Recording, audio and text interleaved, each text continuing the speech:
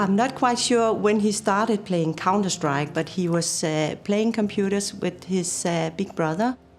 In school, Nikolai was not a top A student. He was more interested in computers. Well, Nikolai started out as a youngster on the Danish Counter-Strike scene. And his passion, I wouldn't say it was there for Counter-Strike right from the beginning, because he was also playing badminton. Nikolai started playing badminton from he was 5 or 6 years old, and clearly very talented. He just understood the game. My mom gave me a racket when I was 2 years old in the garden.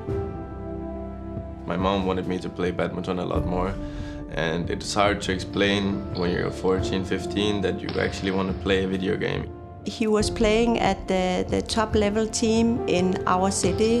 One of the big clubs in Denmark was asking if he would play with them, but he said no.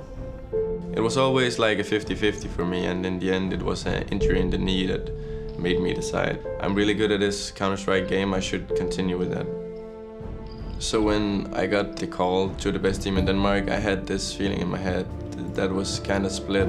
You know, you have this huge talent, and back then it was kind of hard to actually realize what it's worth, like compared to now, because back then the viewership and the prize pools were a lot lower. I watched this DreamHack Winter 2012, I think. It was a big tournament back then. I thought in my head, I can be as good as these guys, maybe even better. In the beginning, when he was playing a lot, we were being the parents. We were saying, you are playing too much, you have to go outside. I went to my first big LAN event. It was the Europe National Championships, and we actually won that, and it was the first time the Danish media covered it like as news. That's when I realized this is something big. This is something really big.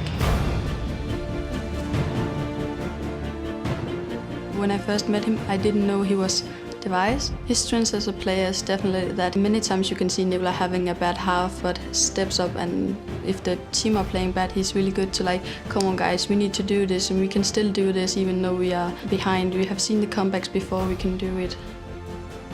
One of the things about Nikolai and his skill level is that it has always been really high. We played together in his first team.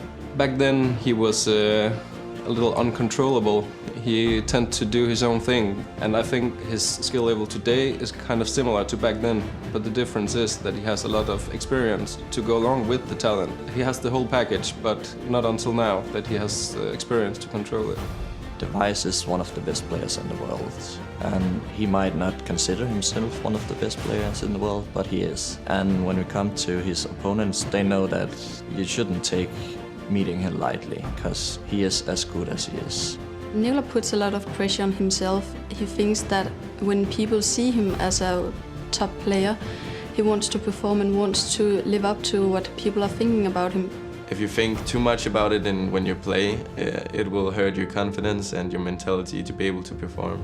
I use running to clear my mind. It's something that helps me refocus, and it's basically a part of my training. I think I need to stay fit in both my mind and my body to be able to perform at a high level. Nikolai as a person doesn't want to be the best, but he wants the team to be the best. He knows how it works to be on a top team, even in-game and outside the game. Nikolai is one of the few players on the Danish Counter-Strike scene that has a mentality of not only being the best, but also behaving as one of the best.